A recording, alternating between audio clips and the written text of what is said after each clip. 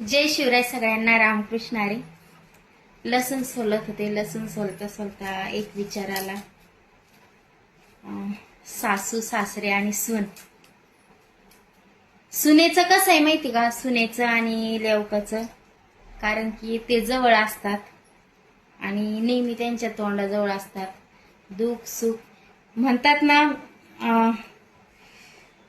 सुनाने किती सेवा केली सासू सासऱ्यांची, लेवकानी केली, दवाखाना केला, सगळ्या गोष्टी केल्या. तर सुनेकून जर एखादी चूक घडली, समजा खूप टेन्शन असलं, थोडंफार झालं, आता तुम्ही असेच करते, आता तुम्ही तसंच, म्हणजे प्रत्येक जणाला अनुभव आलेला. मी म्हणत नाही आमच्या घरात आहे तसं नाही. मग एक आपण निवांत बसलं तर आपल्यालाच ती गोष्ट रिअलाइज होती. तर मला हे म्हणायचंय, तर लेक काही समजा आयुष्यभर आई सासू सासऱ्याची सेवा करू शकत नाही, कारण की ती पण पाहुणी असते, सेवा करावं लागते सुनेलाच. तर घरात म्हणल्यावर भांड्याला भांडं लागतच आहे. कोणतीच सासू म्हणत नाही माझी सून चांगली आहे. प्रत्येकाच्या घरात असतं. सक्की भाषी करून आणली, भावाची पोरगी आपण सून करून आणली, आणि सक्की फुई जरी सुनेची असली तर काय भानगड आहे काय माहिती. सासू सुनेला होतच नाही, आईची जागा घेऊच शकत नाही.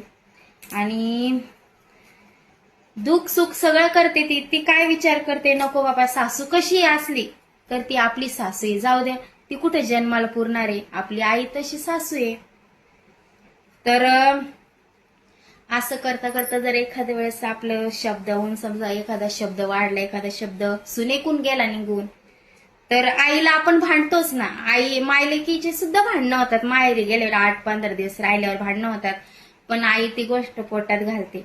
किती मन माणसाचा अप्रायणा विचार करा. ती पण स्त्री राहते, आई सुद्धा स्त्री राहते, सासू सुद्धा स्त्री असते, पण वेगवेगळं मन लावलेलं आहे. सासूला वेगळं मन, आईला वेगळं मन, म्हणजे मीपणा, मतलबपणा.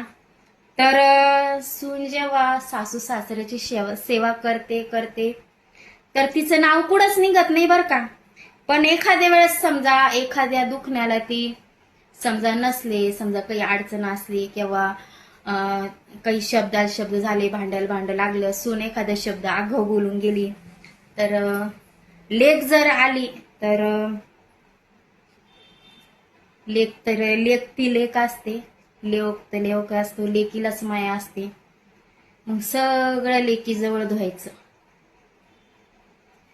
सगळं लेकीजवळ धुवायचं. पण असा विचार नाही करायचा बुवा सून म्हटली असं झालं बुवा, मी पण बोलले तिला, आमचं चालूच राहतं, होतच असतं, असा नाही विचार करत. ते भांडणं इतके येशी लोक जातात, इतकं वादावाद होते. जेवणाच्या टायमाला भांडणं असतं बरं का. ते घरगुती म्हणल्यावर आहे सगळे जेवण काय सोबत केव्हा येतात सगळेजण, जॉईंट फॅमिलीतले सगळे सोबत जेवत असताना, तेव्हा प्रोग्राम असताना त्या गोष्टी लपत नाही बुवा, हे याला बोलत नाही, ते त्याला बोलत नाही.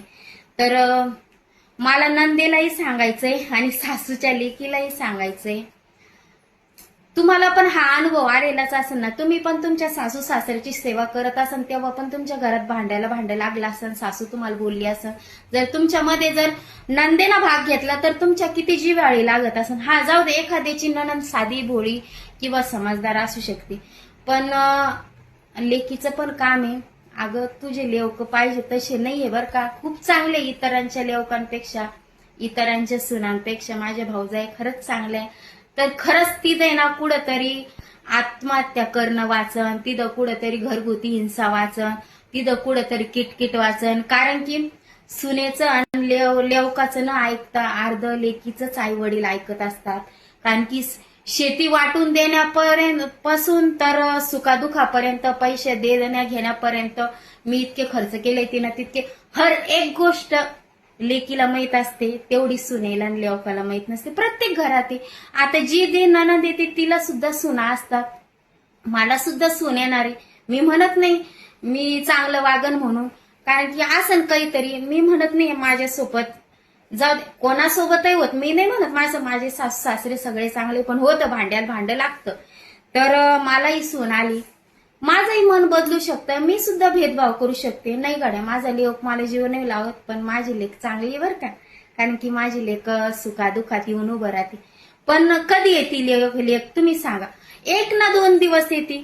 पण एका जागी पडल्याच्या नंतर तुम्ही लेकीला विचारा का ग बाई मला सुनेच्या हातचं नको, मला तुझ्याकडेच यायचंय, कारण मला एका जागीच हागणं मुतणं तूच करून घे. तर तुम्ही सांगा, तेव्हा आईला पण कळतं. पण तेव्हा शेवटची स्टेप तिच्या आईची असते. तेव्हा ती काय म्हणते, नको ग आई, मी लय सासरू अशी नाही, तुला नेऊन काय करू, माझ्या काही हातात नाही राहिलं, तुझा जवळ असा आहे, तुझा जवळ तसा आहे. कारण की त्या स्टेपला लेक सांभाळू शकत नाही. मी सुद्धा एका जागी पडलेत, मी सांगत नाही म्हातारपण यायची वाट नका बघू, नाही तर नपणीच होतंय. मी मरता मरता वाचले दादांनो, कारण की उद्याची भाकर टोपल्यातली मी खाते की नाही त्याचा मला भरोसा नाही. तर मी म्हणत नाही माझी लेक मला सांभाळणार, कारण ते परकधन असतं. सांभाळणार तर आपटून जपटून लेवक आणि सूनच आंघोळ घालणारे, जागेवर हागणं मुतणं सून लेवकच करणारे. लेक काय परकधन असती, 2-4 दिवस राहीन आणि चालल्या जाईल, ती काही जास्त दिवस राहणार. पण जेव्हा तुम्ही करता धरता देता घेता ते कोणी मतलबापुरतच जवळ येतं. मी कळत नाही माहेराला जाईल. आता एखाद्या वेळेस माझ्या आईची गट मी तुम्हाला सांगते, मी नाही जात, मी माझं लपवत नाही बरं का. माझी आई गरीब आहे हा, तर मी सुखादुःखात फोन करते, पण मला प्रेमानं जवळ घेत नाही, बोलत नाही, येत नाही, जात नाही. ती बिझी राहते, मी बिझी राहते. तिला पण सावत्र होती, तिला पण आईचं प्रेम भेटू शकलं नाही, तीही मला देऊ शकली नाही. पण इतकंही वाईट ती माझ्यासोबत वागली नाही बरं का, कारण की सुखादुःखात माझ्यासोबत महिनाभर होती ती. मी तिला वाईट म्हणणारही नाही. पण एक सांगू का तुम्हाला, एखाद्या वेळेस दिवाळीला लग्न वगैरे असलं, मला जर पैसे दिले नाही, आयराला पैसे दिले नाही, तर मी महिना 2 महिने बोलत नाही. मी स्वतः सांगते माझी आई चांगलीच नाहीये, असं होत असतं.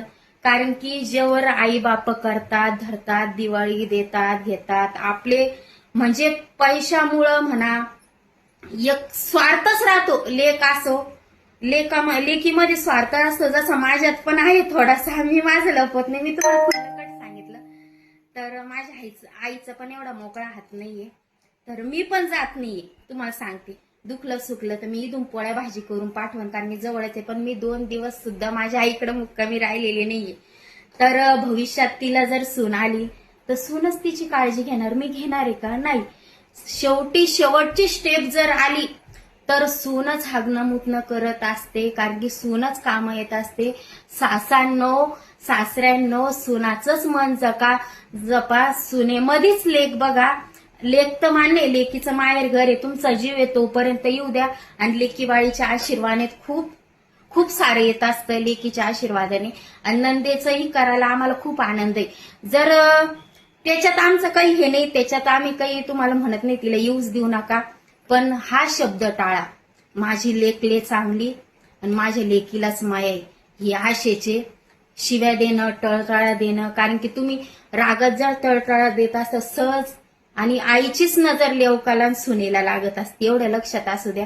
कारण की मलाही सून येणार आहे. मी नाही सांगत माझ्यासोबत जसं झालं मी तसं सुनेसोबत वागणार नाही, माझ्या तर गर्व येणारच आहे, मी माझी लेकच करणार आहे. पण तुम्हाला मी एक सांगते, दादातली एक गोष्ट सांगते दादांनो, सांगू का? म्हणजे लेडीजच लेडीजची दुश्मन असते. कारण की लेडीज महाभारत घडू शकते तर संसार पण मोडू शकते, एवढं मला पक्का माहितीये. तर नंदेने पण याची काळजी घ्या, कारण की जेवढे भांडणं जर आई वडील जर म्हणत असले ते असंच आहे आणि ती तशीच आहे, सुना माझ्या अशाच आहे, त्याला काय हे म्हणजे आयरे दुरे जर बोलत असले तिथं टाळण्याचा प्रयत्न करा. कारण की आई वडील तुमच्याच ऐकतात, कारण की लेकीचा शब्द खाली जाऊ देत नसतात कोणतेही आई वडील. मी सुद्धा एवढी शिकच आहे माझी मुलगी, तर मी माझ्या मुलाला किती का तिरस्कार करते, मुलीला जवळ घेते, तिची हर एक गोष्ट ऐकते. पण लेडीजनं जर ठरवलं ना हे घर आपल्याला स्वर्ग करायचंय, माहेरचं पण आपलं पण, तर खरंच होऊ शकतं. आपल्या मनातल्या आड्या उड्या जे असल्या ना, तर चार लोकांमध्ये म्हणा, समोर भाऊजाईला म्हणा, मला हे पटत नाही बरं का तुझं, पटकन बोलणार असं, पण पाठीमागं सुरा खोपणार नसावं, त्याच्यामुळे पण घर फुटतं.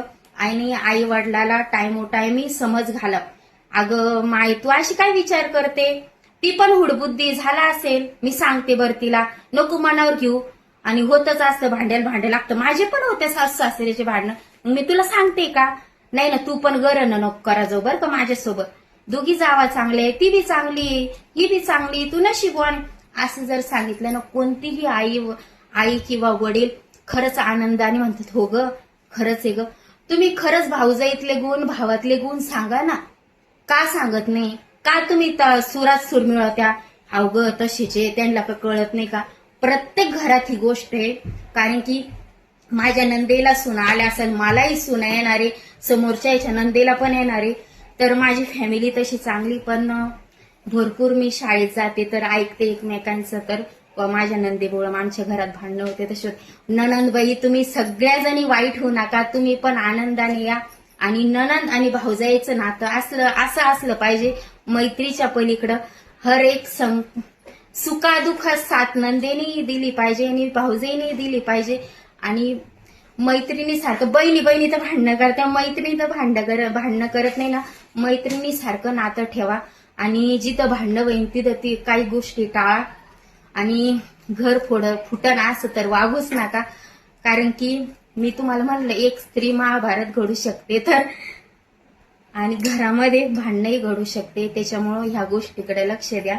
मला असाच विचार आला, त्यामुळे टीव्ही सिरियल कशावरून चालतात, सासूनाचे भांडणं आणि नणंद भावजाईचे भांडणं. ते तुम्ही विलनचा रोल करू नका. तर आई वडिलांना हेच सांगा, अगं माय तू असं काय करते ग, मी काय पाहुणी 4 दिवस येणारे, सुख दुःख करणारे, चालल्या जाणारे, माझी भाऊजाईच तुझं करणारे. एका जागी पडल्यावर आपटून धपटून कसं का असो, तीच करणारे नाही का? तर जाऊ द्या, बोललं तर भरपूर काही आहे. तुम्हाला कसं वाटतं कमेंटमध्ये सांगा. जय शिवराय, श्री स्वामी समर्थ.